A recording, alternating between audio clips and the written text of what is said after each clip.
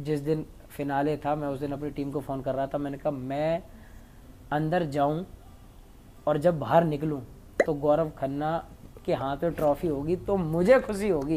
ये सफर इतना आसान था क्या कि अचानक से किसी ने फोन किया और कहा जी आप बिग बॉस आ जाइए? सच बताऊं तो बिग बॉस के लिए जो फ़ोन आया वो तो इतना आसान था, लेकिन जिन चीज़ों के बाद बिग बॉस का फ़ोन आया है वो आसान बिल्कुल भी नहीं थी। मैंने कैमरा तो लिया, लेकिन कैमरे के बाद मैं उस कैमरे से करूं क्या, जिसकी फ़ोटो खींचूं वहाँ से पैसे नहीं मिल रहे हैं क्योंकि ऐसे कोई फोटोग्राफर को पैसे नहीं देते थे। तो घर वालों को ये लगता था कि तू ये कर भी रहा है और कुछ कर भी नहीं रहा, क्योंकि आपको उससे अर्निंग नहीं जा रहा है, फोटो खींच के आ रहा है। हाँ बिल्कुल। आपको लगता है बिग बॉस में कहीं आपके जज्बाती होने का फायदा उठाया गया? नहीं नहीं भाई, क्या है फायदा तो क्या उठाएगा, मुझे ऐसा लगता है क्योंकि मैं अभी अब तक अपने गांव में ही रहा हूँ हमेशा। मुझे ये थॉट नहीं पता था कि इतनी चतुर चंड दुनिया भी है। या तो इन मामलों में मेरे एक्सपीरियंस वाकई में थोड़ी कमी है ना। कहीं जो 44 साल के हैं भाई, कोई 62 ईयर्स की लेडी है उस घर में, उनसे तो कमी है ना मेरे एक्सपीरियंस। 44 साल और 62 हाँ, ईयर्स, नाम तो बताओ यार। तो मैं तो वैसे ही कहता हूँ कि आप सब मुझसे एक्सपीरियंस में बड़े हो और मैं जितना आपसे सीख सकूँ सीखूंगा। मैंने उनकी बात मानी, लेकिन वहाँ उस चीज़ को कमजोरी में ले लेते हैं, वहाँ इस चीज़ को इसमें ले लेते हैं कि तू ये कोई गेम नहीं खेल रहा। आपको कौन लगा बहुत बड़ा फर्जी जब बिग बॉस की मैं बात करता हूँ तो? महिला मित्र थी मेरी ऐसी उसमें अंदर है।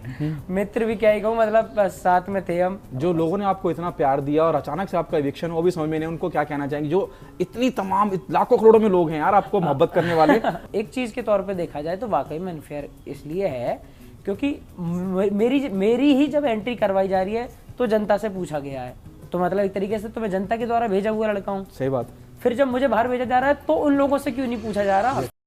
राम राम जी, कैसे हो मेरे सारे भाई। मैं आपका छोटा भाई मृदुल और आप देख रहे हैं बॉलीवुड हेल्पलाइन। बिग बॉस की कामयाबी पूरी दुनिया ने देखी है, लेकिन बिग बॉस में एक ऐसी शख्सियत रही है जिसने पूरे सीजन अपनी मौजूदगी से जितने भी दर्शक रहे पूरी दुनिया में उन्हें एहसास दिलाया है कि सच के साथ खड़े रहना, भले से आप जीते या हारे, वो है मृदुल तिवारी जी। मृदुल, इतनी आसान तो नहीं रही होगी जिंदगी जितनी आसानी से लोगों ने देख लिया। आज इतना प्यार, इतना बेशुमार प्यार पूरी दुनिया से, हिंदुस्तान के हर कोने से आपको मिल रहा है। मैं थोड़ा सा जानना चाहूंगा, ये सफर इतना आसान था क्या कि अचानक से किसी ने फोन किया और कहा जी आप बिग बॉस आ जाइए? सच बताऊं तो बिग बॉस के लिए जो फ़ोन आया वो तो इतना आसान था, लेकिन जिन चीज़ों के बाद बिग बॉस का फ़ोन आया है वो आसान बिल्कुल भी नहीं थी। क्योंकि मैं पिछले 7 से 8 सालों से काम कर रहा हूँ। 2 साल तो ऐसे थे जिसमें यूट्यूब भी नहीं था और ट्राई कर रहे थे, मतलब बिल्कुल खोए हुए कि जिसके लिए पूरा समुंदर जैसा स्कोप पड़ा हुआ है कि कहीं भी फ्लो कर सकते हैं, कुछ भी कर सकते हैं। तो मैं ना नई नई चीज़ें ट्राई कर रहा था लगातार कि अब मैं कौन सा काम करूं जो अच्छा रहेगा, कौन सा काम लॉन्ग रन के लिए अच्छा रहेगा, लॉन्ग टर्म के लिए, मेरी ज़िंदगी के लिए अच्छा रहेगा। ऐसा सब सोच रहे थे, जैसे हर बच्चा सोचता है ना, ऐसे मैं भी सोच रहा था। फिर क्या हुआ, मैंने फ़ोन का थोड़ा सा काम करना शुरू करा। फिर उसके बाद मैं फ़ोटोग्राफ़ी का मुझे शौक़ चढ़ा, मैंने कैमरा ले लिया, वो किया, पर समझ में कुछ भी नहीं आ रहा था क्योंकि मैंने कैमरा तो लिया, लेकिन कैमरे के बाद मैं उस कैमरे से करूं क्या, जिसकी फ़ोटो खींचूं वहाँ से पैसे नहीं मिल रहे हैं क्योंकि ऐसे कोई फोटोग्राफर को पैसे नहीं देते थे पहले। तो मैं स्ट्रीट फोटोग्राफी करने लगा। मैंने बहुत सारे फ़ोटो शूट किए लोगों के, लेकिन वहाँ से भी मुझे कोई अर्निंग नहीं होती थी, कुछ भी नहीं होता था। तो घर वालों को ये लगता था कि तू ये कर भी रहा है और कुछ कर भी नहीं रहा, क्योंकि आपको उससे अर्निंग नहीं जा रहा है, फोटो खींच के आ रहा है, पैसे तो ला नहीं रहा है, पैसे तो कहीं से है नहीं। और आज के जीवन में कुछ भी अगर हो रहा है तो सब कुछ हो तो पैसे से ही रहा है ना। तो मैं भलाई के तौर पे करता रहा, फिर सीखने के तौर पे करता रहा। मैंने बड़े बड़े फोटोग्राफर के साथ, आज मैं आपको इस पॉडकास्ट में, क्योंकि मैं अभी इस शूट से पहले कुछ अपना फ़ोटो शूट करवा के ही फ्री हुआ हूँ, तो मुझे आज एक चीज़ और थोड़ी सी क्लिक हुई मेरे दिमाग में कि मैं पहले बहुत जो एकदम दिग्गज फोटोग्राफर थे अपनी पूरी इंडस्ट्री के, तो मैं उनको मैसेज करता रहता था कि भाई मुझे काम सिखा दो, मैं आपसे काम सीखना चाहता हूँ। जैसे कि उनका नाम मैंने पहले ही बोला है, डब्बू रतनानी सर और प्रवीण भट्ट सर हमारे नोएडा से ही है, अमित खन्ना भाई। तो मैं इन सब को फॉलो करता था और उनको मैंने 50 मैसेज कर रखे थे कि भाई मुझे काम सिखा दो, भाई मुझे काम सिखा दो। मेरे पास एक ही होप बची हुई है, मुझे काम सीखना है, वरना मैं क्या ही करूँगा, मेरी पढ़ाई अभी, मेरा कॉलेज मैंने छोड़ दिया है। तो ऐसी सब चीज़ चलती थी, पर वहाँ से भी मुझे कभी कोई ऐसा रिस्पॉन्स नहीं आया। खैर उसमें उनकी गलती नहीं है, मैं गलती नहीं बताता, लेकिन जब वो क्लिक करके डालते थे ना कोई फ़ोटो, तो मैं उससे सीखता था कि ये क्या क्लिक कर रहे हैं, ऐसा कैसे रिजल्ट आता है। तो उनके लिए ना फिर ऐसे बहुत सारे ब्रांड की बड़ी बड़ी जो लाइटें होती हैं, लाइटिंग सेटअप, स्टूडियो सेटअप, ये होते थे। अब मेरे पास तो वो भी नहीं, मैं कहाँ से शुरू करूँ। मेरे पास तो बस मैंने पैसे जोड़ के एक 20-22 हज़ार रुपये का कैमरा ले लिया था, कैनन 1300D, वो लिया था मैंने सबसे पहला कैमरा। तो अब मैं उससे काम तो कर रहा हूँ, लेकिन मेरे पास ना कहीं पैसे हैं, ना कोई ढंग से फ़ोटो खिंचवाना चाह रहा हूँ। कभी कभी कहीं जाता भी हूँ करने के लिए तो वो काम करवा लेते हैं, वहाँ से मुझे कुछ रिजल्ट नहीं मिलता। तो मैंने फिर क्या किया कि एक जैसे मेकअप वाली कुछ नहीं होते मेकअप स्टूडियो, वहाँ पे वो मेकअप आर्टिस्ट कुछ लड़कियों को रेडी करते थे और फिर मुझसे कहते थे कि इनकी फ़ोटो क्लिक करनी है, मैं अपने इंस्टा पे डालूंगी और आपको फ़ोटो मिल जाएंगे। तो मैंने कहा ठीक है यार, मेरे पेज पे क्या पता स्टार्ट में अपना काम दिखाने के लिए, तो मैं उस पर फ़ोटो डालने लगा अपने इंस्टाग्राम के पेज पे। मैंने एक इंस्टाग्राम बनाया था द अमृतुल फोटोग्राफी, तो मैं उस पर बहुत सारी पोस्ट डालने लगा, जिससे क्या हो कि और लोग देखें और उन्हें लगे कि इसे इस चीज़ के पैसे मिलते होंगे या फिर ये चार्ज करता है, अच्छा काम करता है, मेरा काम पहुँचे लोगों तक में, तो अमृतुल अच्छा काम करता है तो हम इससे फ़ोटो क्लिक करवाएंगे और फिर मुझे शायद अर्निंग मेरी होने लगे। पर फिर भी ऐसा नहीं हुआ। फिर मैंने कहा मैं वेडिंग में चला जाता हूँ, वेडिंग फोटोग्राफी करता हूँ, वो करनी शुरू करी। तो उसमें क्या होता है कि ना शादी की जब एल्बम डिलीवर हो जाती है कहीं, तब पैसे मिलते हैं, और पैसे मिलते हैं 3-3 4-4 महीने बाद। और काम की तरह करना होता है कि शाम को जब गुड़चड़ी हो रही होती है, हम तब लड़के घर पे पहुंचते थे और पूरी रात क्लिक करके सुबह जब वो लड़के के घर पहुंच जाती थी, मतलब विदाई होके जब वो घर आ जाते थे, तो हम लड़की का वेलकम करवा के तब मैं फ्री होता था। मतलब पूरी रात का जगा हुआ 18 साल 19 साल का लड़का, तो हम पूरी रात क्लिक कर रहे हैं।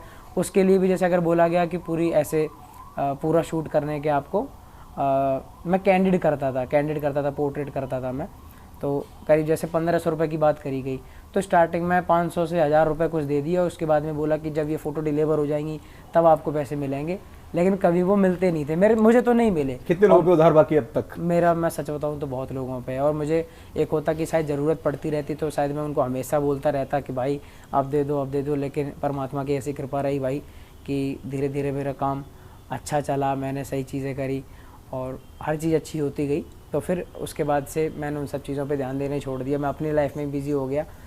तो उस चीज़ के बाद से जब आप ऐसे लग रहे हो, ऐसे काम कर रहे हो, उसके बाद में मैं YouTube वीडियो जब मैंने बनानी शुरू करी, उसमें भी तुरंत के तुरंत कुछ नहीं हो रहा था, 39 वीडियोज़ हो गई थी मेरी। तो उसके बाद में जब मैंने वीडियो डालनी शुरू करी, एक वीडियो वायरल हुई, तो जब वो एक वीडियो चली ना, उसके बाद 41 वीडियो, 42 नंबर की जो वीडियो थी, 3-4 वीडियो में 100 के सब्सक्राइबर हो गए। फिर 8 से 10 वीडियो डाली, उसमें 1 मिलियन सब्सक्राइबर हो गए, क्योंकि वीडियोस के जो व्यूज़ थे वो सीधा लॉकडाउन में, और सब लोग फ्री भी थे, कंटेंट सिर्फ हम दे रहे थे, तो ऐसा हो रहा था कि 50-50 मिलियन व्यूज़। तो एकदम से फिर जब वीडियो चलनी शुरू हुई तो काफ़ी ज़्यादा अच्छे व्यूज़ आने शुरू हुए। तो फिर वो 1 मिलियन सब्सक्राइबर हुए, कुछ 1 साल 1.5 साल के अंदर 10 मिलियन सब्सक्राइबर हुए, जो बहुत बड़ी बात होती थी कि आप यूट्यूब पे डायमंड प्ले बटन आपके पास है, तो ये सब होता गया। पर हाँ, उसके बाद क्योंकि मैं बड़ी ईमानदारी से चला हूँ अपने लोगों के प्रति भी, और मैंने कभी चीटिंग करने की नहीं सोची किसी के साथ, धोखाधड़ी से कोई काम नहीं करा, हमेशा परमात्मा से हाथ जोड़ के चला हूँ कि मालिक मैं तो कर रहा हूँ, करवाने वाले आप हो, तो कोई गलत चीज़ मत करवाना मुझसे, और हमेशा लोगों को ऐसे ही प्यार मुझे मिलता रहे। ये सब करते करते करते करते करीब मुझे 6 साल हो गए थे। फिर मेरे पास बिग बॉस का फ़ोन आया था कि उन लोगों ने मुझसे बोला कि अगर आप आना चाहो। मैं कभी बॉम्बे नहीं आया था, कभी भी, मैं मुंबई कभी नहीं आया आपसे पहले। एक बार बस नेटफ्लिक्स के शूट के लिए आया था, जब उनके 20 मिलियन सब्सक्राइबर हुए थे तो उन लोगों ने मुझे बुलाया था। उसके बाद मैं सीधा जब आया हूँ मुंबई, मैं काम के लिए आया हूँ, तो जब मैं सबसे पहली बार मुंबई एयरपोर्ट पे उतरा था, तो मैंने, एक नहीं होता कि एक वो गाना आपने सुना होगा कि बम बम बम बम बम्बई बम्बई हमको जम गई, तो मैं वो ही कहता हुआ आ रहा था, मैंने कि हे मालिक मैं इस माया नगरी में आया तो हूँ, तो आप ऐसा करना कि मैं यहाँ मुझे काम मिले, ये जगह मुझे भी अपनाई। तो वो हुआ अभी। मैं सीधा जैसे उतरा, फिर मेरी बिग बॉस की मीटिंग हुई, इसके बाद मेरा फाइनल भी हो गया कि ठीक है मैं जा रहा हूँ।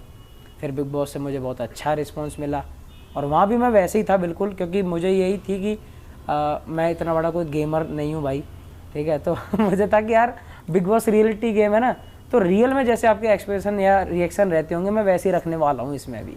कभी ऐसा हुआ कि आप निराश हो गए, जो आपका संघर्ष का दौर था? 18 साल की क्या बहुत कच्ची उम्र होती है। हाँ। और कभी घर पे, पेरेंट्स पे, फैमिली से कोई वो था कि बेटा क्या हो रहा है, कहाँ जा रही है? कभी इमोशनल हुए हैं आप? निराश तो नहीं हुआ कि मैं फैमिली से निराश हुआ हूँ, लेकिन हाँ कभी कभी दुखी बहुत हुआ हूँ। 2 बार ही हुआ हूँ, खैर मैं वो भी बहुत ज़्यादा नहीं हुआ, पर 2 बार हुआ हूँ। क्योंकि जब कॉलेज में एडमिशन लेने की बात चलती थी ना, तो घर वाले ना बहुत सोचते थे, क्योंकि पढ़ाई में देखो आजकल आपको पता ही है बहुत पैसा लगता है। लेकिन कोई भी आप कोर्स ऐसा करने लगो कि MBBS करनी हो तो 50 लाख रुपए 1 करोड़ रुपए लगे जाएंगे। बीटेक जैसा कोर्स भी आपको करना हो तो साल के 5-6 लाख रुपए चाहिए हो, जो एक आम फैमिली में, मिडिल क्लास फैमिली में के लिए बड़ी बात होती है यार। क्योंकि हमारे पापा जी और सबकी फैमिली के जो पेरेंट्स हैं वो बहुत मेहनत करते हैं अपने बच्चों को पढ़ाने के लिए, या फिर 10-10 रुपए जोड़ के अपने खर्चे चलाते हैं, कुछ सेविंग करी होती है। तो वो पैसा एक बच्चे की पढ़ाई के ऊपर खर्च करना एक रिस्क भी होता है उनके लिए कि यार नहीं हुआ सक्सेस तो फिर तब ये क्या कर रहा होगा। तो एक प्रेशर ये था कि इतना पैसा नहीं है कि आपके ऊपर खर्च करा जाए और अगर आप रिजल्ट ना दो तब भी हमें कोई दिक्कत ना हो, वो वाला नहीं था। ये था कि अगर हमने आपके ऊपर इन्वेस्ट किया तो कुछ तो फिर होना चाहिए, है ना। तो एक वो मेरे ऊपर प्रेशर था कि अगर मैंने ये बीटेक करके या चीज़ें करके नहीं अच्छा कर पाया या बहुत अच्छे मार्क्स उसमें नंबर नहीं आए या प्लेसमेंट कहीं बहुत अच्छी नहीं हुई तो फिर ज़्यादा दुख होगा, क्योंकि इन लोगों की तो काफ़ी दिनों की ज़िंदगी भर की कमाई है और ये मेरे ऊपर खर्चा कर रहे हैं। तब थोड़ा मैं दुखी हुआ। उसके बाद जब मैं अपना काम करने लगा ना ये फोटोग्राफी का, तो मैं जब सबको मैसेज करता था, सारे लोगों को मैं मैसेज करता था जो भी मुझे फोटोग्राफर अच्छे लगते थे, मैं उनसे कहता था कि मुझे आपसे पैसा नहीं चाहिए, पर ट्रेनिंग के तौर पे 3-4 महीने जैसे आपके साथ में 2-3 लोग रहते हैं, मैं उनके ना ब्लॉग्स देखता था कि उनके साथ में 2 लोग उनकी लाइट पकड़ के चल रहे हैं या फिर उनकी हेल्प के लिए खड़े हुए हैं। तो मैं ये कहता था कि मुझे ना सिर्फ ये बना लो, मैं आपसे सिर्फ काम सीखना चाहता हूँ, पैसे आपसे नहीं चाहिए, रह मैं खुद लूँगा। तो जब इनके रिप्लाई मुझ पर नहीं आते थे ना इन सब चीज़ों के, गलती उनकी नहीं है, उन्होंने ना देखे हो, वो बहुत बड़े लोग हैं भाई और बहुत अच्छा कर रहे हैं अपने काम में। तो लेकिन मुझे ये लगता था कि यार क्यों नहीं हो रहा ये, क्यों मेरे से कोई कनेक्ट नहीं हो रहा, कैसे बातें नहीं हो रही। लेकिन ईश्वर को कुछ और ही मंजूर था। फिर मैंने यूट्यूब शुरू किया, वो फिर ऐसा रहा कि मैंने फिर देखा ही नहीं पीछे। बहुत जल्दी अब डब्बू रत्नानी अपना कैलेंडर शूट करने वाले हैं जो हर साल वो करते हैं, क्या आप उस थीम का हिस्सा होना चाहेंगे? मैं सच बताऊं मैंने आज भी, चलो आपको बता देता हूँ, मैंने उन 3 लोगों में से आज के दिन ही ये पॉडकास्ट कर रहा हूँ। बड़ी एक ये अजीब बात है कि आज ही ये क्यों हुआ। 3 लोगों में से 2 लोगों से, प्रवीण भट्ट सर से आज 6 साल बाद उनका मैसेज मेरे पास आया है कि अरे तुमने जो मीटअप किया क्या भीड़ थी यार। वो उनका एक मैसेज मुझे पड़ा हुआ, मेरी उनसे बात थी, मैंने बोला थैंक यू सर, क्या बात है। और आज जो मेरा अभी आपके पॉडकास्ट से पहले जो मेरा फ़ोटोशूट हुआ है वो अमित खन्ना जी ने ही किया है। तो मैं उनसे कह रहा था कि सर मैंने आपको बहुत मैसेज किए हैं और मैं बेहद खुश हूँ कि मैं आज आपके साथ में काम कर रहा हूँ और आप फोटो क्लिक कर रहे हो, मेरे लिए बहुत बड़ी बात। 2 लोग हो गए, अब डब्बू रत्नानी पेंडिंग। डब्बू रत्नानी सर, देखो क्या है कि आपके सपने आपको कुछ चीज़ें ना वो मज़ा देती हैं जो आपने सोच रखी हो होने को, आपकी लाइफ में उससे बड़ा कुछ हो जाए। मैं कह रहा हूँ शायद कोई बहुत अच्छा और भी कोई वर्ल्ड क्लास लेवल के कोई फोटोग्राफर वो कभी क्लिक करे मुझे, मेरे लिए अच्छी बात होगी। लेकिन क्या है कि ये लोग मेरे लिए बहुत बड़े हैं, मेरे लिए बहुत सम्मानीय लोग हैं ये। तो जब मैं उनसे मिल रहा हूँ ना और वो मेरे लिए एक मेरी फ़ोटो क्लिक करते हैं तो मेरे लिए उससे बड़ा कुछ है नहीं। मेरे लिए ये चीज़ें बहुत मुझे इमोशनली कनेक्ट करती हैं ये चीज़ें। तो मैं अगर मुझे डब्बू सर के साथ कभी काम करने का मौका मिलेगा मैं पक्का मिलूँगा और उनका धन्यवाद भी करूँगा कि सर, और भगवान जी का भी करता हूँ कि मुझे इस लायक बनाया। बिल्कुल। आपको लगता है बिग बॉस में कहीं आपके जज्बाती होने का फ़ायदा उठाया गया, क्योंकि बहुत भावुक हैं आप? नहीं भाई, क्या है फ़ायदा तो क्या उठाएगा, मुझे ऐसा लगता है क्योंकि मैं अभी अब तक अपने गांव में ही रहा हूँ हमेशा, तो मुझे लगता है कि जैसे वहाँ के सारे लोग मुझे प्यार करते हैं ऐसे ही सब होते होंगे। मुझे ये थॉट नहीं पता था कि इतनी चतुर-चंट दुनिया भी है। या तो इन मामलों में मेरे एक्सपीरियंस वाकई में थोड़ी कमी है ना, कहीं जो 44 साल के हैं भाई, कोई 62 ईयर्स की लेडी हैं उस घर में, उनसे तो कमी है ना मेरे एक्सपीरियंस। तो मुझे लगता था कि सबसे अच्छी चीज, और माँ बाप ने भी एक ही चीज सिखाई। 44 साल और 62 हाँ, ईयर्स, नाम तो बता यार। ठीक है, तो मैं यही सोचता रहा हमेशा कि अच्छा ही तो रहना होता है सबके साथ में, क्यों गलत करना है। कोई चीज गलत हो रही है सुधार दो, कोई कुछ सुधारने की कह रहा है तो मान लो। मुझे ही थोड़ा बताते हैं गेम के चक्कर में जानबूझ के। मैं कह रहा हूँ अब मुझे एक्सपीरियंस है, अगर गेम की बात है अब मुझे तुम गेम में रखो, देखो फिर तुम मैं क्या बसड़ पैदा करता हूँ। तो मतलब उनसे बड़े गेमर हो जाएंगे। अगर गेमर की बात करी जाए तो थॉट तो सिर्फ एक था कि रियलिटी गेम है या रियल रहना होता है और बड़ों का सम्मान करना होता है। भाई हर बच्चे को उसके मम्मी पापा क्या सिखाते हैं, सम्मान करो, बेटा बड़ों की बात माननी चाहिए, बड़ों का सम्मान करना चाहिए और किसी से लड़ाई झगड़ा नहीं करना चाहिए। कोई बात समझने की हो, सुधारने की हो तो बेटा सुधार करियो। तो मैं तो वैसे ही कहता हूँ कि आप सब मुझसे एक्सपीरियंस में बड़े हो और मैं जितना आपसे सीख सकूँ सीखूंगा। मैंने उनकी बात मानी, लेकिन वहाँ उस चीज़ को कमजोरी में ले लेते हैं, वहाँ इस चीज़ को इसमें ले लेते हैं कि तू ये कोई गेम नहीं खेल रहा। अरे भाई गेम क्यों खेलना है, कोई गेमिंग प्लेटफॉर्म पे आए हो क्या? रियल लाइफ में मैं तो नहीं खेलता किसी के साथ गेम ऐसे ही। फिर क्या नाम है, गौरव भाई से कहते थे कि आप क्या करते हो, वो कह रहा मैं ऐसा ही हूँ, मैं क्यों बदलूँ क्यों। अगर गेम के लिए आप बदल गए और आप जो नहीं हो वो आप अपने आप को नेशनल टेलीविजन पे दिखा रहे हो, तो वो तो फिर मुझे फर्जीवाड़ा लगता है। मैं ऐसा ही हूँ भाई, और उसी की वजह से लोग मुझे पसंद करते हैं, अब तक सपोर्ट करते आए हैं। तो फिर मैं ये 3 महीने के लिए अपने आप को ऐसा बदलता क्यों फिरूँ जो मैं हूँ ही नहीं। गेम में बहुत अच्छा नहीं करूँगा, नहीं करने दो, कोई बात नहीं। मैं जिंदगी में अपने आप बहुत अच्छा करे बैठा हूँ और लोगों को लगता है कि हाँ तुम कर रहे हो। जब मैं ऐसा ही पसंद हूँ लोगों को, तो मैं वहाँ अलग क्यों बनूं भाई। मैंने आपको क्या लगा, मतलब मैं थोड़ा सा उस तरफ भी जा रहा हूँ, बिग बॉस की तरफ भी जा रहा हूँ। आपको क्या लगा जब आप बिग बॉस की बात करते हैं और आप बहुत बहुत ईमानदारी से बात करें, मतलब वो आपकी आंखों में, आपकी बॉडी लैंग्वेज में दिखता है कि जिन लफ्जों का इस्तेमाल फर्जीवाड़ा क्यों करूँ भाई, जो आत्मा से हूँ, माँ बाप जो सिखाते हैं। जी जी। आपको कौन लगा बहुत बड़ा फर्जी जब बिग बॉस की मैं बात करता हूँ? तो भाई फर्जी तो देखो जो जो लोग लगे वो सबको ही लगे। नहीं मतलब आपकी अपनी व्यक्तिगत राय क्या है कि यार ये दिखावा क्यों, मतलब जो आप हैं आप वो रियल में क्यों नहीं, कि आप जब आप उस घर से भी बाहर निकले तो एक दूसरे से ताल्लुकात रहे। ऐसे कौन से लोग लगे आपको कि घर से निकलने के बाद शायद दुआ सलाम ना हो? मैंने उस शो में भी बोला था कि ये लोग भी शायद अपनी रियल जिंदगी में अच्छे ही होंगे, लेकिन यहाँ पक्का कुछ ना कुछ ओवर कर रहे हैं जो ये शायद ना हो। और वो हुआ भी, वो मैंने बाहर आके भी देखा, क्योंकि वो वहाँ ना गेम के तरीके चल रहे कि ये गेम चल रहा है तो इस तरीके से यहाँ ऐसे ही एक्ट करो। कोई बात तुरंत मानने की हो ना तो वो माननी नहीं, उसे सुलझाओ मत, उस बात को उलझा दो, जिससे पूरे दिन कुछ ना कुछ उस टॉपिक पे बात होती रहे, आप हाईलाइट बने रहो।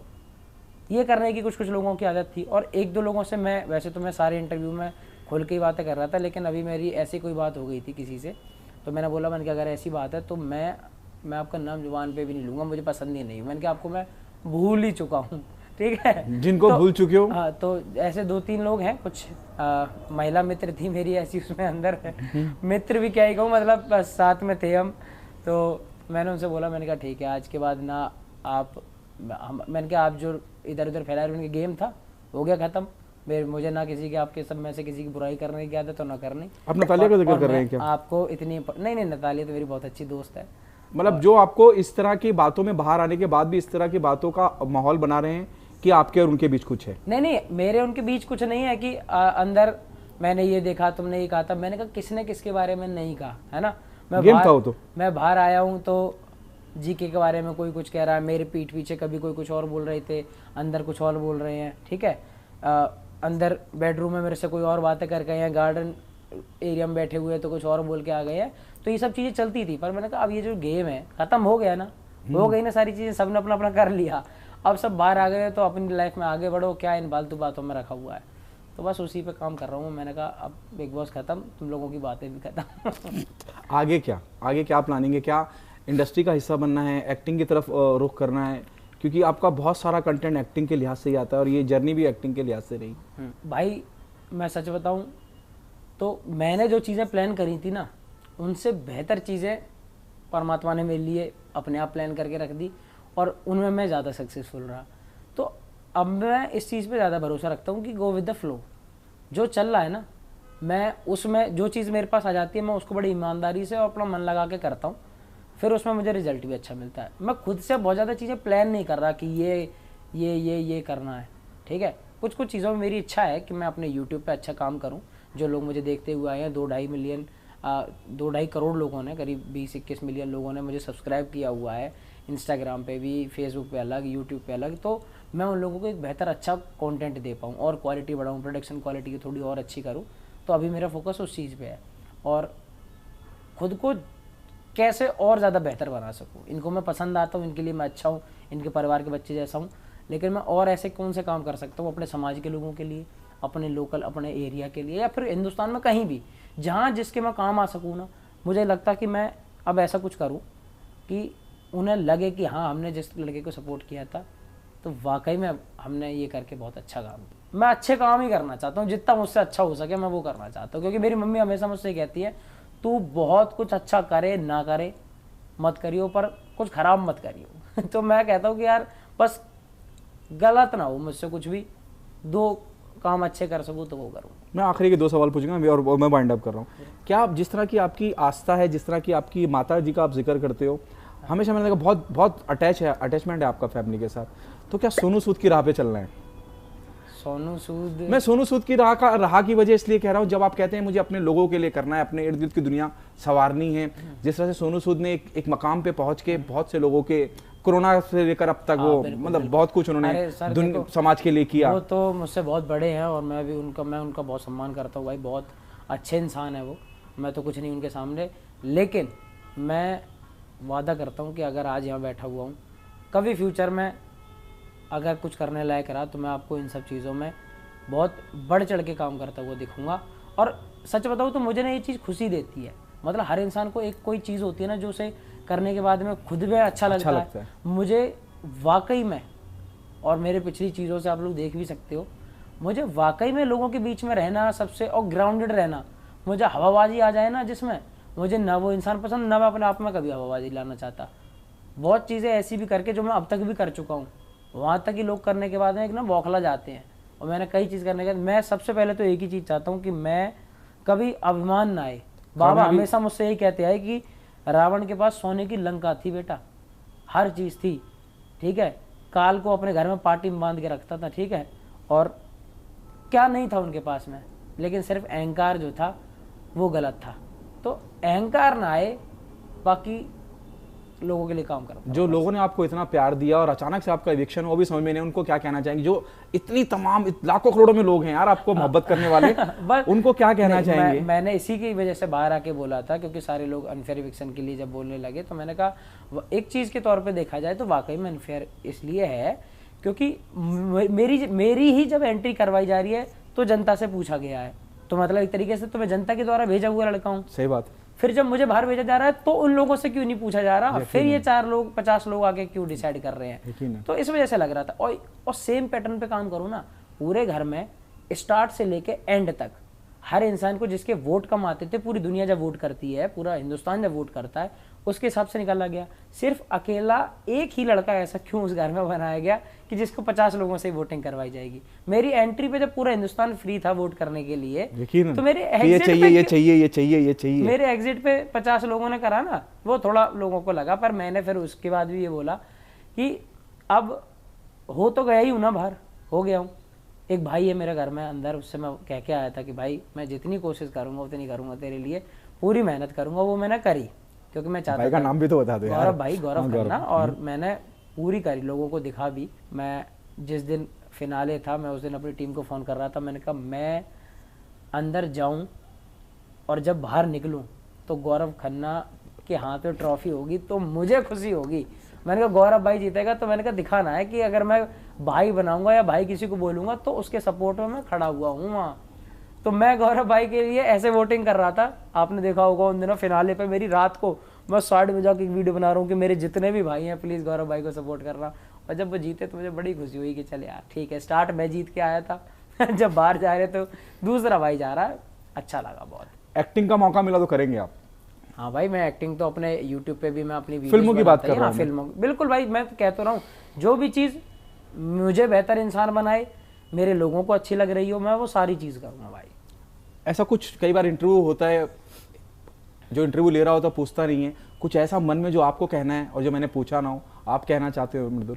हाँ, बहुत सारी चीज़ें हैं, अभी तो एकदम ऐसे सडन तो मुझे भी याद नहीं आएंगी, लेकिन हाँ एक चीज़, क्योंकि भारत के बहुत सारे लोग देखेंगे इसको, ये इंटरव्यू कहाँ कहाँ जाएगा, एक चीज़ जो मैं अपने पूरे एक्सपीरियंस से बताऊंगा कि जो लोग भी सोशल मीडिया को देख के या मुझे देख के या और लोगों को देख के सोच रहे हो ना कि अब तो सिर्फ सोशल मीडिया पे कूद पड़ो, मैं सब कुछ पाके जो जो मैंने चीज़ें सोची थी वो मुझे मिली।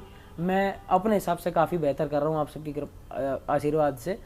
लेकिन जो बच्चे ये सब करना चाह रहे हैं ज़रूर करें, पढ़ाई ना छोड़ें।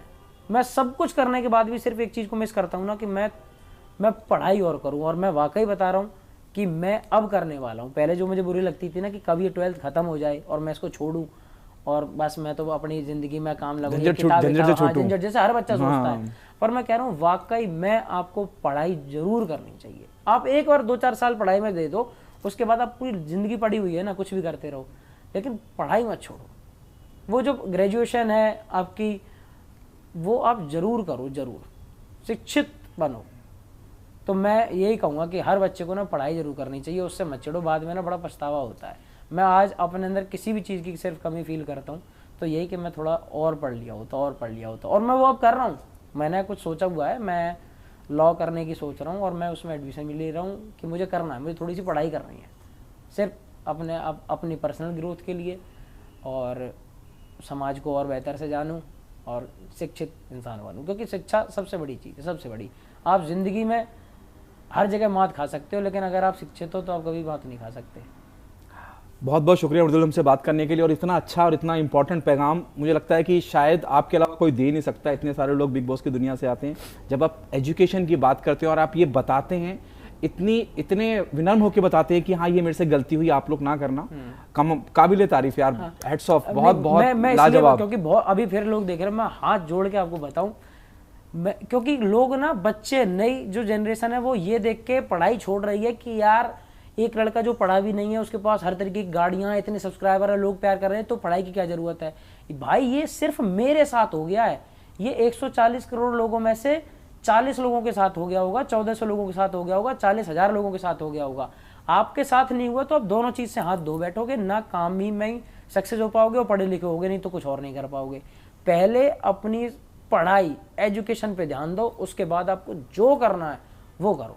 मैं लोगों को ना गलत गाइड नहीं करना चाहता कि नहीं भाई यूट्यूब ही सब कुछ है, यही सब कुछ है।